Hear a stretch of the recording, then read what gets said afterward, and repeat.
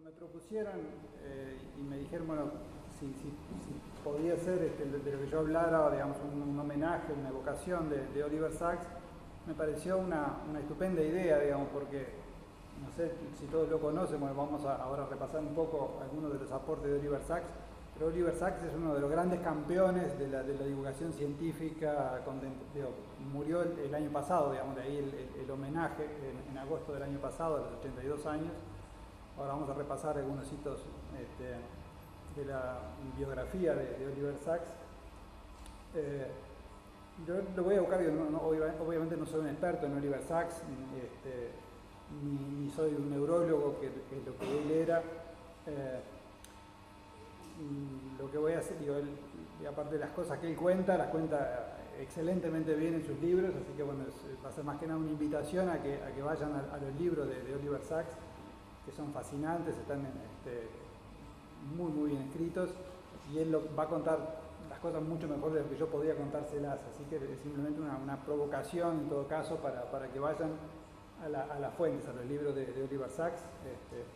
Muchos de ellos están traducidos al español, otros no, pero bueno, es toda una experiencia extremadamente interesante y provocadora, y con cosas abiertas, digamos, no es que no son textos, no nos está explicando cosas que están cerradas, está a partir de esa exploración que hace de la vida de esos pacientes, nos deja sembradas una cantidad de curiosidades y de preguntas abiertas,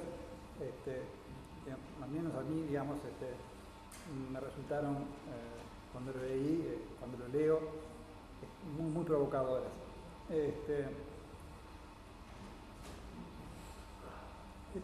Esta diapo es más de una nota un poco personal, digamos. Yo conocía los libros, conocía su trabajo científico, y cuando me puse a leer sobre él, digamos, para preparar más sobre su vida, descubrí esto, ¿no? que había sido un motociclista, digamos, con pasión que comparto con él, digamos.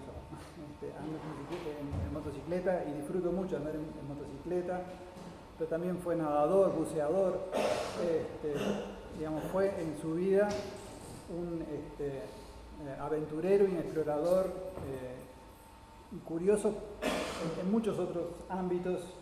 Fue también un montañista y escalador, que eso lo llevó en su momento a tener un accidente, creo que era en Noruega, que estaba escalando y tuvo una caída y tuvo una lesión importante en una pierna con pérdida de sensibilidad, y a partir de eso escribió un libro, digamos, porque aparte, digamos, era un cronista incansable, digamos, sobre todas sus experiencias, fueran profesionales o personales. Él llevaba diarios exhaustivos de todas sus experiencias, y como era aparte un observador muy perspicaz y muy sagaz, digamos, entonces transforma todas sus experiencias personales incluso en aventuras muy ricas. Yo conocía su trabajo, admiraba su trabajo, digamos, y bueno, sabía que compartíamos su pasión por las neurociencias y por cómo funciona el cerebro, pero bueno, sabía también teníamos otros ámbitos, pero eso bueno, es más a título de curiosidad que otra cosa. Bueno, fue un escritor, como ya mencioné, prolífico, tal vez muchos de ustedes conozcan sus libros, los hayan leído o sepan de su existencia. Ahí hay una lista, seguramente no la ven, no importa, digamos, es simplemente para que mostrarles un poco lo extenso. Digo, no es exhaustiva tampoco, hay libros que acá no están, y bueno, aparte de otros artículos, escribía en periódicos, en fin, digamos. Y seguramente es una parte de todo lo que escribió, digamos, con esa casi compulsión, casi obsesiva por transmitir y por registrar, digamos, sus experiencias. Por mencionar algunos, digamos, ahora vamos a hablar un poco más extenso del segundo que aparece ahí, que es Awakenings o Despertares. Tal vez el libro más famoso de él sea El hombre que confundió a su mujer con un sombrero, que es un conjunto de crónicas sobre casos clínicos. Bueno, está ahí también Con una sola pierna, que es este libro que yo le decía sobre ese accidente que tuvo en Noruega. En fin, ahí mezclan, hay libros que son sobre casos clínicos o temas específicos que tienen que ver con las neurociencias, sobre el cerebro, y otros que son de experiencias personales de distinto tipo, pero que siempre son esclarecedoras sobre aspectos del funcionamiento de la mente. Entonces, muchos tal vez hayan visto esta película, es una película protagonizada por Robin Williams y Robert De Niro, y aparece un fotograma de la película. En este libro él hace la crónica de cuando, poco después de aceptar un trabajo en Nueva York, donde trabajó gran parte de su vida, al poco tiempo, digamos, se encontró con pacientes que habían sufrido una enfermedad que se llama encefalitis letárgica, que en las primeras décadas del siglo XX. Él los agarró un montón de años después. Es una especie que entran como una especie de letargo, de sueño profundo en distinto grado, y él les aplicó una droga en ese momento que era experimental, la L-Dopa, que es la que se usa para tratar el parkinsonismo, que es un neurotransmisor, digamos. Michel les habló de las señales eléctricas, pero las neuronas entre sí, digamos, aparte de comunicarse eléctricamente, también se comunican mediante señales químicas. Entonces, la L-Dopa es un mediador químico. Les aplicó esa droga experimental y se produjo una especie de despertar casi milagroso de esos pacientes después de estar décadas aletargados. La película es muy emocionante, está muy bien, digamos, es muy recomendable. Para aquellos que no lo conocen, simplemente para tener una idea, para ubicarlo a Oliver Sacks, cuando nace en el 1933 en Inglaterra, en el 51 ingresa en el Queen's College de Oxford, en el 54 tiene la licenciatura en Fisiología y Biología, en el 60 recibe el título de médico y enseguida viaja a Montreal, a Canadá, con la intención de ser piloto en la Fuerza Aérea Canadiense, pero de alguna manera por entrevistas lo disuaden. Bueno, ¿por qué no trabajas de médico? En realidad te contrataríamos, nos encantaría tenerte, pero no como piloto, sino como médico. Y le sugieren que bueno, ¿por qué no se toma un tiempo para pensar? Y bueno, a partir de eso, bueno, se dedica 3 meses a recorrer el país, a viajar y recorrer el país. También al final, después de esos meses de esfuerzo, también escribió un libro, se llama Canadá, la pausa o algo por el estilo. En el 60 viaja a Estados Unidos para empezar la especialización en neurología en las universidades de San Francisco y Los Ángeles. También es en esa época que se dedica a recorrer con las motocicletas, en California, decenas, sino cientos de miles de kilómetros en la motocicleta. Se dedica también al levantamiento de pesas, una cosa bien curiosa. En el 65 ahí acepta un puesto como profesor en el Colegio de Medicina Albert Einstein, y se establece en Nueva York, donde viviría el resto de su vida. En el 69 la experiencia que les contaba antes, que registra en el libro Despertares. En el 85 se publica este libro que fue un bestseller, digamos, que fue traducido a más de 20 lenguas, que es El hombre que confundió a su mujer con un sombrero. Y después algunos reconocimientos. Bueno, a partir del 2002 es nombrado miembro de la Academia de Ciencias de Estados Unidos. En el 2008 le dan el reconocimiento en Inglaterra como comendador de la Orden del Imperio Británico. Y bueno, en el 2015, 30 de agosto del 2015, a los 82 años, a raíz de un melanoma que tiene en el ojo derecho, creo que es, y que luego del cual que lo vienen tratando ya desde el 2004, pero ahí hizo metástasis, en fin. Y lo increíble es que incluso quedándose ciego sobre el final de su vida, escribe un libro, digamos, sobre su experiencia personal, digamos, aún ante la inminencia de la muerte, digamos, primó siempre su curiosidad y su voluntad de comunicar, ¿no? Digamos, de transmitir su experiencia, ¿no? Es bastante impresionante.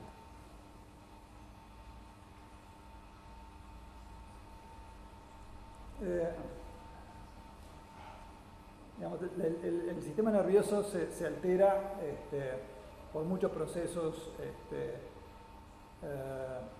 traumatismos accidentales, heridas de guerra que han sido lamentablemente también una fuente de información a lo largo de la historia, digamos, en esta disciplina de la cual él es un representante, que se llama la neuropsicología, digamos, que es realmente cómo las lesiones del sistema nervioso alteran el funcionamiento,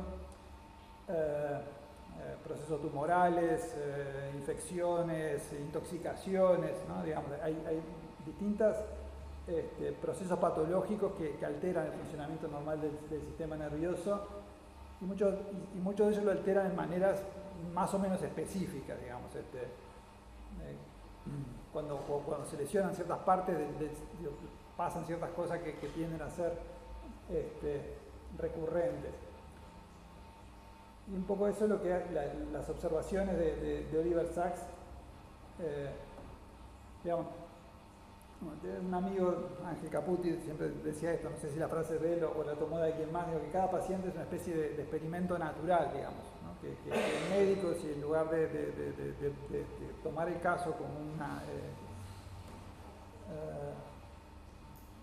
de ver si concuerda con lo que está registrado en el libro y aplicar la terapéutica como si fuera una receta, si se detiene a ver en particular las características particulares de cada paciente, la forma específica, la forma particular en que ese paciente se altera funcionalmente respecto a una determinada lesión, nos dice cosas importantes de cómo ese sistema funciona. Y esa es un poco la sensibilidad y la curiosidad y la actitud inquieta con que Oliver Sacks se aproximaba a cada paciente, aparte de tener una aproximación muy humana, muy respetuosa y muy sensible a las particularidades de cada paciente.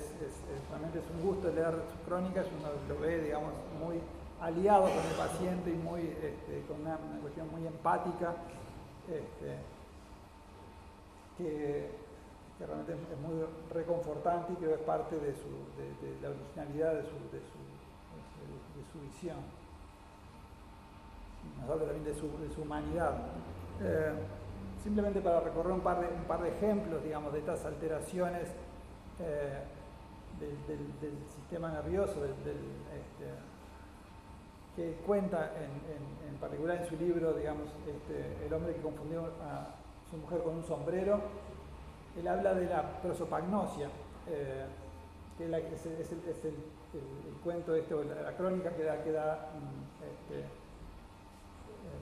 da nombre al libro.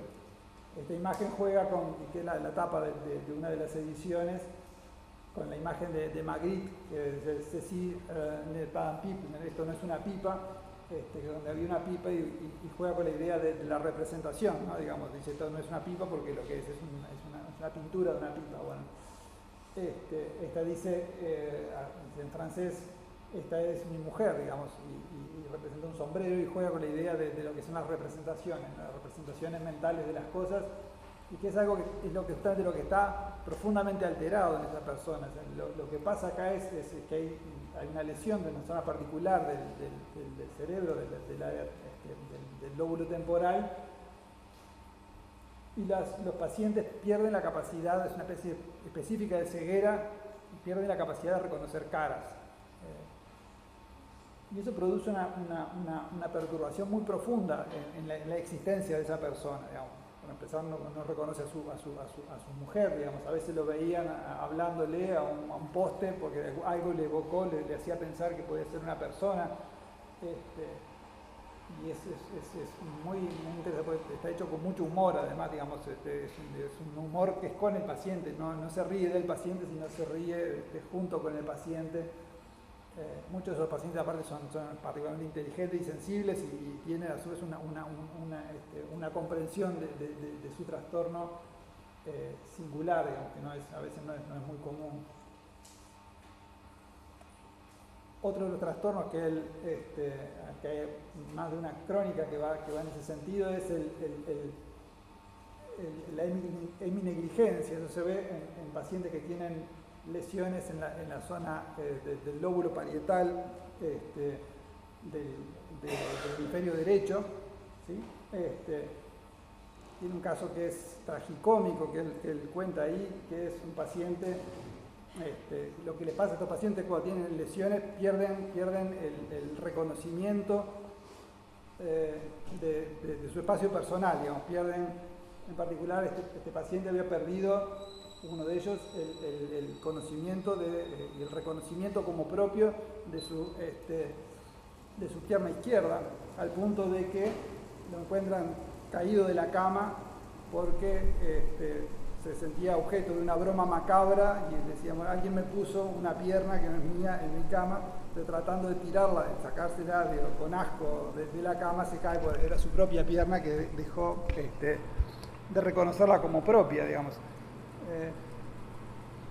Pero esa pérdida del propio espacio corporal se proyecta sobre el mundo, dejan de percibir todo lo que es el espacio izquierdo del mundo, al punto de que si les pone un plato de comida, solo van a comer la parte derecha, o si uno le pide que describan algo que se sitúen imaginariamente, por ejemplo, en la Plaza Independencia y que le digan qué cosas ven, solo les van a contar las cosas que están a su izquierda.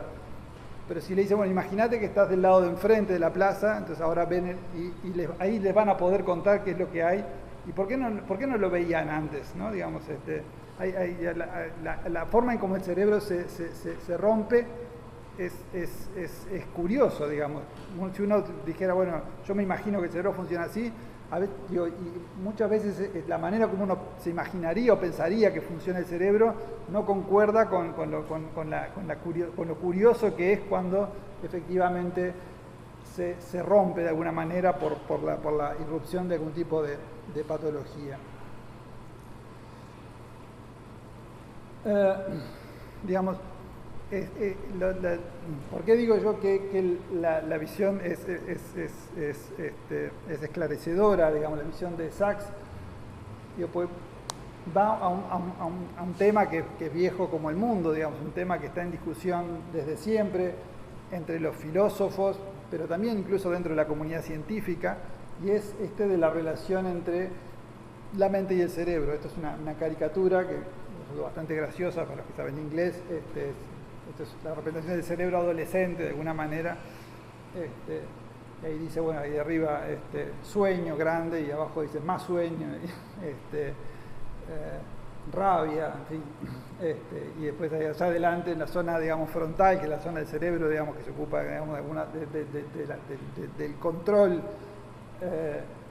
control de la conducta, dice autocontrol, está en construcción, ¿no? La zona amarilla, digamos. Es una representación del tipo de la que hacían los frenólogos,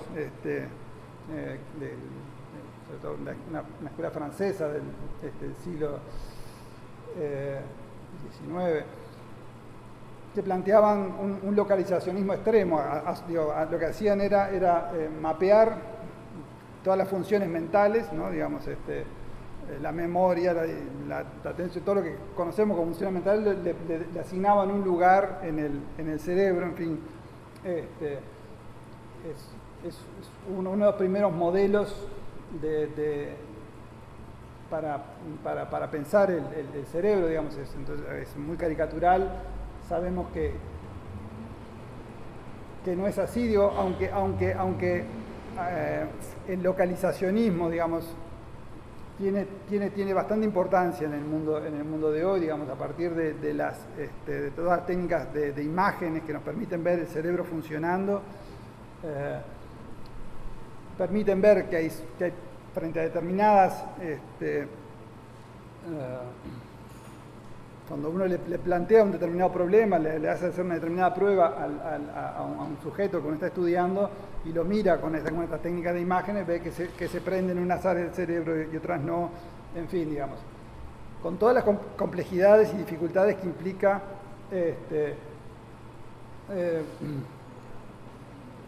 ver, digamos, eso que es de gran escala, que implica la actividad de poblaciones enormes de neuronas, y ponerlo en relación con lo que le contaba Michel, con lo que es actividades de neuronas particulares que están conectadas de formas específicas.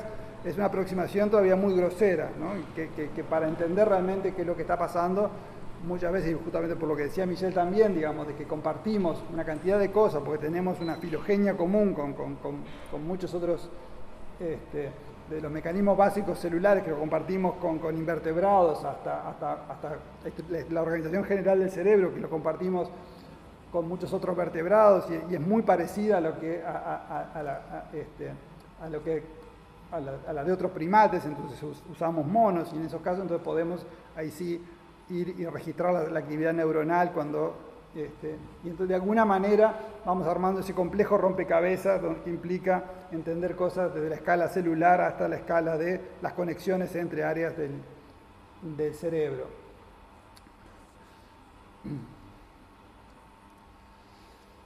Acá voy a hacer un poco un desvío, digamos, y me voy a ir un poco a las cosas que están más cerca de lo que yo hago, no a lo que yo hago. Porque, bueno, como decía Michel, sería un punto en este libro interminable, cosas que están un poco más cerca y las que les puedo hablar con un poco más de propiedad. Y creo que puede servir como para volver después a Oliver Sacks y entender por qué es tan revelador, digamos, los casos que él analiza, ¿no? Y esto él lo usa, Oliver Sacks, como epígrafe de uno de los relatos. Es una cita del filósofo alemán, de Wittgenstein, que dice: los aspectos de las cosas que nos son más importantes nos están ocultos por su simplicidad y familiaridad. Uno es incapaz de advertir algo porque lo tiene siempre delante de sus ojos, ¿no? Aquello de oculto a plena vista. Las cosas que son más comunes, que damos por sentadas, nos cuesta verlas. Y esto era a propósito de un caso de una mujer que había perdido por una lesión, por una neuropatía, todo lo que es el feedback propioceptivo, digamos, toda la información del propio cuerpo, de dónde están mis extremidades, de cuál es el tono que tengo en cada músculo.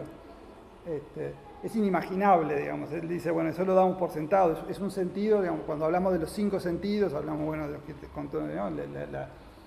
nos ponen en contacto con el mundo, ¿no? La energía electromagnética que registran los fotorreceptores de la retina, la energía mecánica que sensamos con el oído o con el tacto, la propiocepción, digamos, si bien esa es otra forma de percepción o de sentidos que son los 5 clásicos, son más fáciles de ver. Este otro que habla como del sentido oculto, que es el sentido del cuerpo, es muy difícil de uno darse cuenta, de entender qué se sentiría perder el cuerpo, perder la información, digamos, de uno mismo. Y aparte, digamos, es interesante cómo él, a partir de eso, y bueno, dice, bueno, si yo no tengo la información, es muy parecido a lo que mostraba al final Michel, ¿no? Digamos, esta mujer que aprendía a controlar el brazo robótico con la actividad neuronal cortical y solo tiene el feedback visual. Bueno, esta mujer tenía que hacer lo mismo, digamos, de pasar de una invalidez absoluta, de no poder hacer nada porque justamente le faltaba, imagínense, mover algo de lo cual no tienen cero información.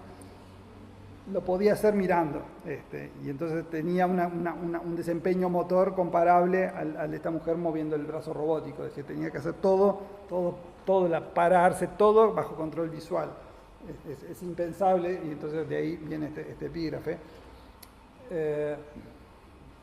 Pero se aplica a muchas otras cosas, en particular al sentido en el que yo trabajo, que es la visión.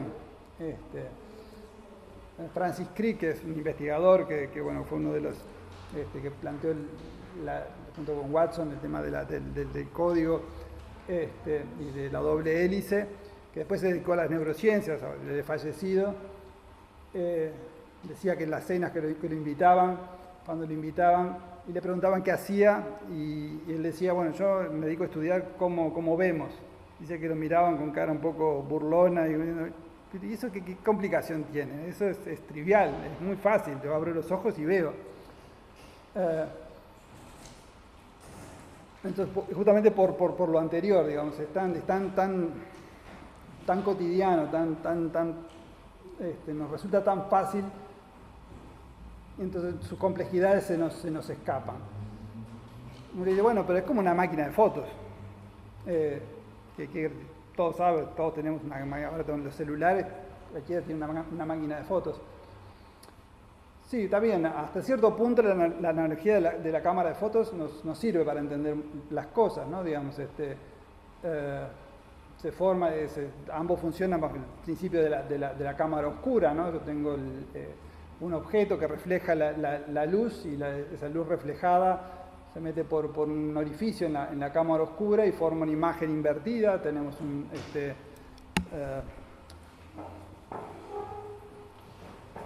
sistema de óptica que nos permite, tanto en la cámara de fotos como en el ojo, enfocar, mejorar el enfoque del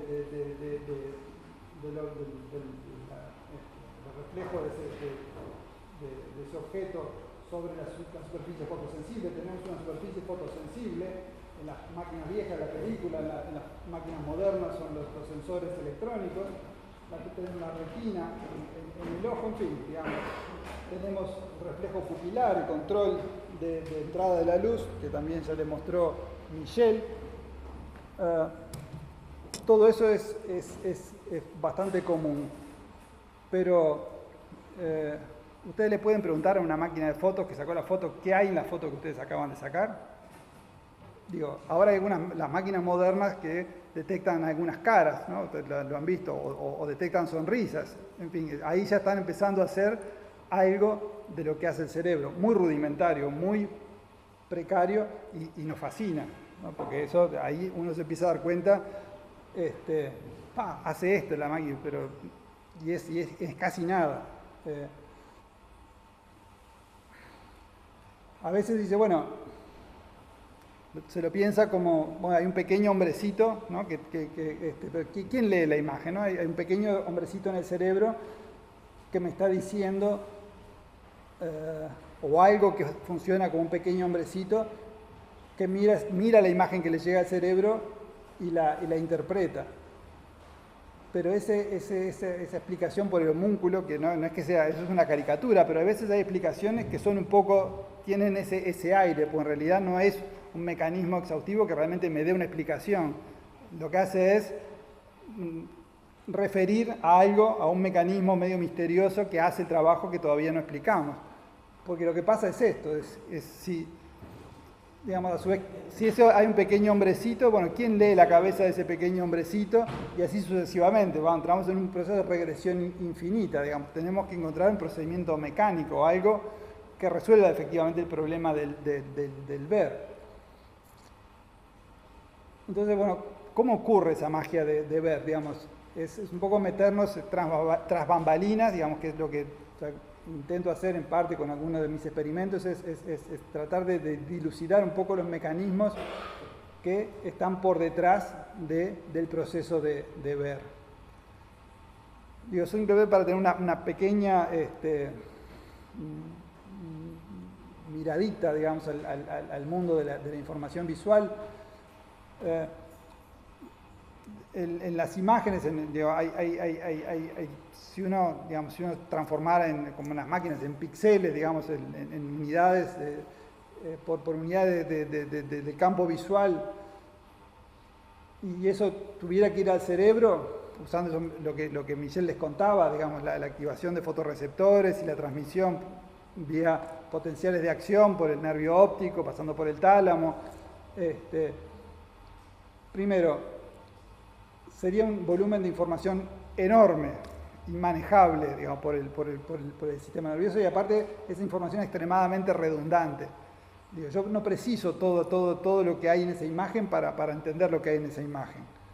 Una primera cosa es, que cualquier dibujante lo sabe, la información está en los contornos, está en donde hay cambios de luminancia en la imagen. Digo, eso me da los bordes, eso me define los objetos. Esa es la primera cosa que yo tengo que hacer. Y entonces yo transmito la información simplemente donde hay cambio. Yo ahí estoy comprimiendo muchísimo y necesito transmitir mucho menos información.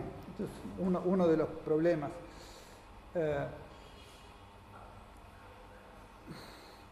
Y esto digamos, que la información está en los contornos. Hubel y Wiese, que fueron dos investigadores allá por los años 60, que en su momento tuvieron el premio Nobel de Medicina, descubrieron que las neuronas en la corteza visual primaria del gato, cuyo sistema visual se parece mucho al nuestro, respondían a ejes orientados, a la luz, a ejes de luz orientados. Y eran detectores de bordes, ¿sí? Ya se sabía que las neuronas de la retina y el tálamo responden también a contrastes de luminancia. Si uno digamos, registra una de esas neuronas, así como Michel les mostraba, el campo receptivo, es decir, lo que estimula óptimamente esa neurona, es algo que tenga una forma de ese tipo, es decir, es un filtro, ¿no? Un filtro que si uno lo aplica a una imagen, extrae energía orientada de esa imagen.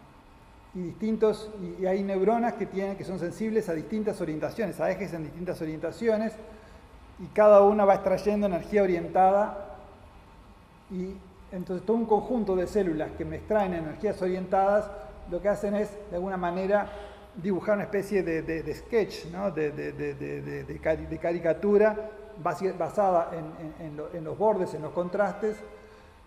Y eso es lo que pasa es decir, hay un proceso de análisis de la imagen, justamente de compresión, de selección de información relevante, de análisis y luego de síntesis. Pero esa síntesis se hace, es decir, de reconstrucción, se hace en función de información que ya está presente en el cerebro. Eso es el cerebro, digamos, registrado con nuestras técnicas de imagen, está inflado para sacarnos encima todas las convoluciones y todo lo compleja que es la superficie del cerebro. Y al lado están, no es la idea que lo vean, es el conjunto de áreas que están destinadas, que están de alguna manera vinculadas al procesamiento visual. La información entra por abajo y esa información, y ahí en violeta está lo que yo les mostraba, el área esa que responde como les mostraba en la diapo anterior, pero eso después se desparrama en una enorme cantidad, más de 30 áreas destinadas al procesamiento visual que interactúan. Entonces, en realidad lo que el cerebro está haciendo es generando hipótesis, ¿sí? Tiene información, tenemos información que está almacenada en memorias de distinto tipo, experiencias del mundo, experiencias que son no solo personales, no de lo que yo ya vi antes, la propia organización, es decir, lo que yo les mostraba antes, de tener neuronas que responden a ejes, ya es una adaptación a un conocimiento del mundo. El sistema sabe que la mayor cantidad de información está en los bordes y está adaptado para eso. Digamos, podría haber otro mundo donde la información estuviera en otro lado. Digamos, eso no depende, no es una ley natural que deba ser así. Eso es así porque funciona y porque el proceso evolutivo que diseñó el sistema, entre comillas, determinó que esa era una forma eficiente de codificar información. Pero entonces, lo que le decía antes, digamos, es imposible manejar la información como si fueran fotos sucesivas, por lo que le decía antes, por el volumen enorme de cosas, sería impráctico, porque el cerebro está generando potenciales de acción que son costosos, que requieren energía, en fin, digamos. El sistema tiene que ser eficiente también desde el punto de vista energético, eficiente desde el punto de vista de almacenamiento de información.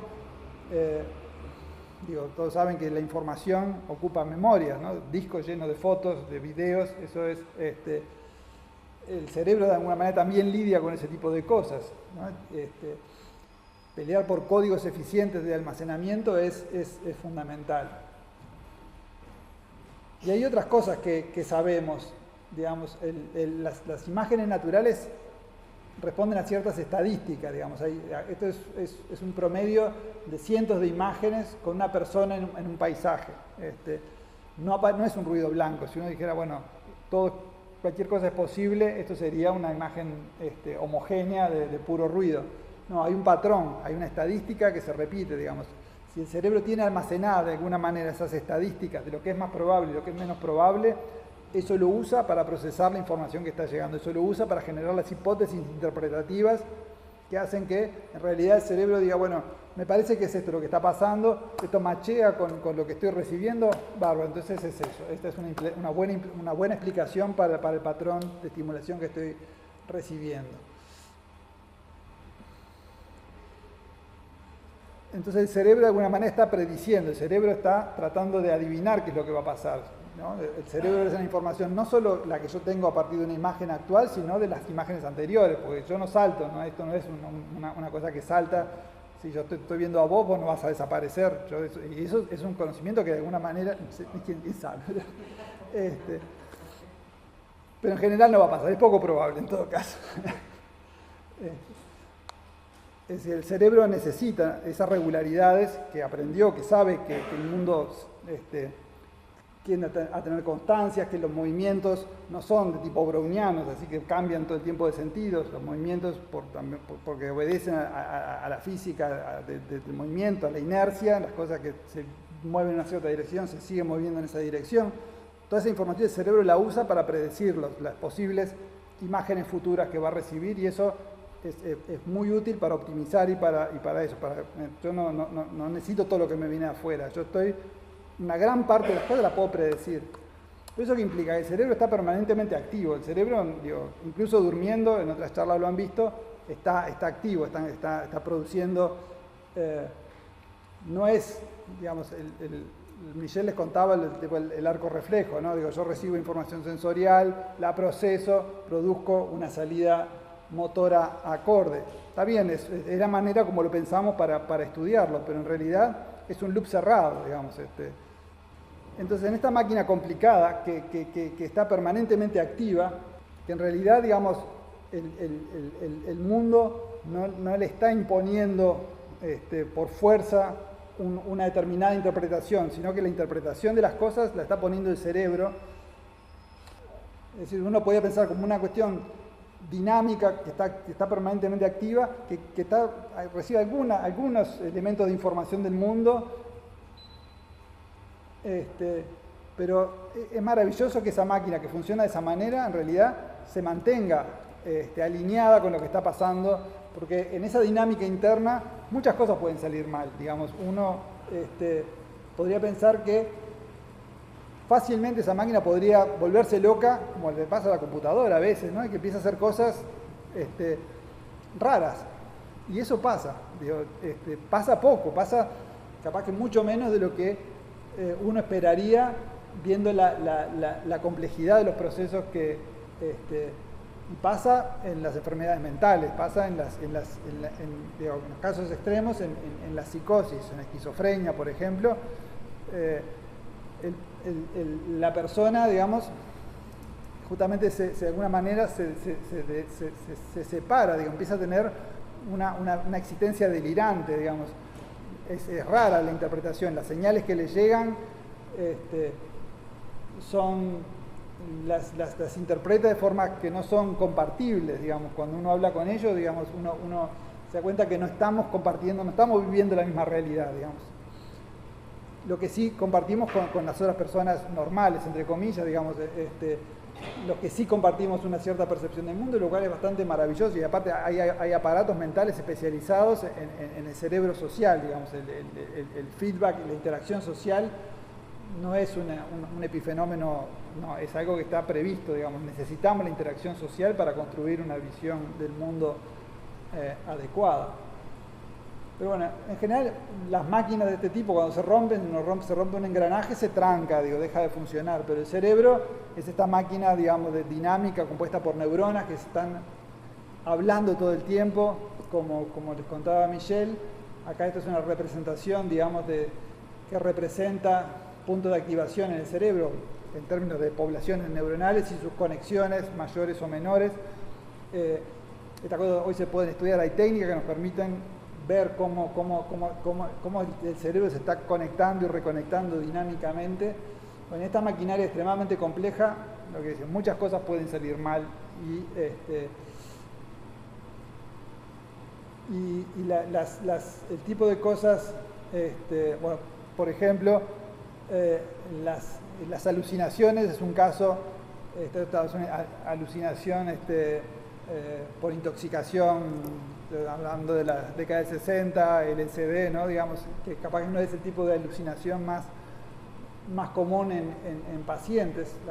Las alucinaciones más comunes son las auditivas más que las visuales. Las visuales son más comunes en estado de intoxicación. Pero esto nos muestra que nos muestra esta actividad perceptiva sin objeto, ¿no? Que es la alucinación, es la actividad del cerebro, ¿no? Uno lo que está percibiendo es el cerebro activo y produciendo imágenes disociadas de las entradas sensoriales.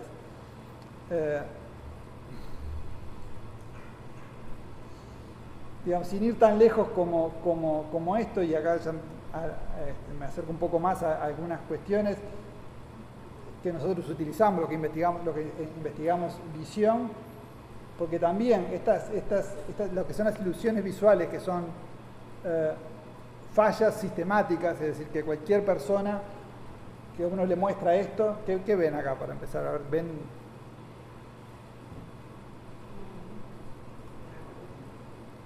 Nada más. Si mueven los ojos no perciben nada, capaz que están medio lejos. ¿No? Parece que rotara, ¿no? Digamos, es como si estuvieran adentro de una donut, ¿no? Porque esto es como una especie como de rosca, y eso rota, parece que rotara lentamente. Es una ilusión que tiene la misma base de otra que se llama rotating snakes, que es bastante común, que seguramente la han visto. Pero acá no hay movimiento, eso no se está moviendo. Esto es un movimiento ilusorio, digamos. Ustedes lo perciben porque el diseño particular de este estímulo lo que hace es que de alguna manera le pega a neuronas, así como las otras estaban sintonizadas para detectar bordes. Estas son neuronas que están especializadas en detectar movimiento. Y echa la ley, echa la trampa. Yo tengo neuronas que en general me van a ser útiles para detectar movimiento, pero si yo diseño un estímulo que no va a ser muy común en condiciones naturales, pero si yo le encuentro la manera, le voy a pegar a esas mismas neuronas con algo que no se mueve. Entonces, por eso es una ilusión y funciona. Y hay muchas ilusiones y esas se usan para ver justamente cuando el sistema se comporta raro, digamos, vemos cosas que no están ahí, digamos, se equivocan de una manera sistemática. Eso nos habla del diseño del sistema. Eso lo utilizamos nosotros para entender qué puede estar pasando, qué hace que las cosas se comporten de esta manera, ¿sí? Así como los casos que estudia Sachs, digamos, por eso yo veía de alguna manera en otro plano de cosas algo similar a lo que yo hago. Bueno, volviendo al tema del cerebro, digamos, y a las distintas formas como a lo largo de la historia se lo ha pensado, y un poco estamos capaz que en la frontera de generar una nueva metáfora, una nueva manera de comprender el cerebro. Arrancamos desde el dualismo cartesiano, digamos, que Descartes lo que hacía, planteó justamente, separaba lo que es la parte mecánica del cuerpo de la parte mental, que era de una otra naturaleza, digamos. Por eso el dualismo, ¿no?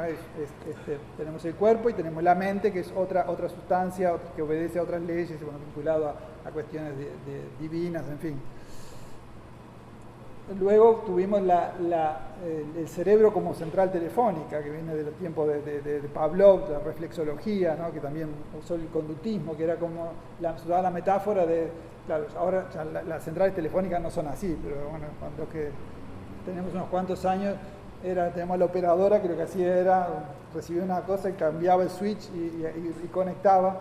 Y esa metáfora se pensó para, bueno, que el cerebro estaba recableando, ya también una especie de una pequeña telefonista que estaba en el cerebro de alguna manera recableando, en función para conectar justamente cuestiones relacionadas en el mundo. Hoy tenemos, la metáfora es la del cerebro como computadora, como procesadora de información, y es una metáfora extremadamente útil, también controvertible, también discutida, y Oliver Sacks la discute, digamos, justamente, porque ese mecanismo frío, dice él, es empobrecedor, y estamos dejando fuera una cantidad de cosas que son esenciales a nuestra humanidad. Entonces, la metáfora de la computadora es útil, pero es insuficiente. Tenemos que avanzar. Oliver Sacks nos provoca a tratar de pensar una nueva metáfora, una nueva manera de entender el cerebro. Y acá terminaba un poco, y es capaz que yendo al algo, eso capaz que era medio críptico del título que le puse a la charla, eso de mecanismos y personas, ¿no? Cómo conjugamos estos mecanismos generales, tanto del funcionamiento de las neuronas como del conexionar de las áreas y el conexionado entre las áreas, con la singularidad de cada uno, con la experiencia, digamos. Tenemos el cerebro, ¿no? Con los mecanismos objetivos que podemos observar, estudiar, registrar con técnicas de neuroimagen o registrando neuronas, y por otro lado tenemos los fenómenos mentales, aquellas cosas, aquellas funciones de la mente que conocemos a partir de nuestra experiencia subjetiva, a partir de la fenomenología de nuestra experiencia, que la compartimos con los demás. Todos, si yo les digo percepción, saben de lo que hablo, atención, saben de lo que hablo, memoria, saben de lo que hablo. Entonces compartimos estructuras, compartimos funciones, pero a su vez cada uno de nosotros es distinto, tiene, ¿de dónde viene esa singularidad, esa especificidad de cada uno? Es que el cerebro se está... primero partimos tenemos una dotación génica diferente, eso importa, y genera como condiciones iniciales un poco diferentes para cada uno. Tenemos un desarrollo que es singular, tenemos una experiencia de vida que lo que hace, y eso está demostrado, esto es una imagen que muestra lo que es el conectoma. Eso son como las grandes autopistas de conexión del cerebro, por donde viajan esos potenciales de acción de los que les hablaba Michel. Y esta conectividad, digamos, si bien a grandes rasgos es similar, los aspectos particulares, la sintonía fina de cómo esas conexiones se establecen, tienen que ver con la experiencia que cada uno vivió. En eso están las memorias individuales, está la historia de cada uno, las preferencias de cada uno, las elecciones que cada uno hizo, digamos, y cada elección que uno hizo fue moldeando, fue esculpiendo, digamos, ese conexionado, y hace que puedan coincidir entonces esos mecanismos generales y la especificidad que resulta de ese proceso de experiencia individual. Y por último quería referirme, bueno, ya lo dije antes, a las virtudes, digamos, de Oliver Sacks como escritor, digamos, su capacidad, su enorme cultura, tanto filosófica como literaria, su habilidad y esa cualidad de explorador que tiene, que nos guía por los mundos extraordinarios que viven esos pacientes, a veces difícilmente imaginables, porque justamente es lo que decíamos hoy, es difícil pensar algunas cosas, es difícil pensar que uno tenga una pierna y la deje de reconocer como propia, digamos. Entonces usa imágenes muy potentes, en fin, es muy hábil en el uso de las palabras. Era un escritor, ya lo dijimos, casi compulsivo, digamos, diariamente. Dice que a veces se sentaba a escribir y se daba cuenta que cuando ya casi no podía ver el papel porque la luz estaba, que se había pasado todo el día escribiendo. Bueno, y por último, bueno, agradecerle los libros y agradecerles a ustedes la atención.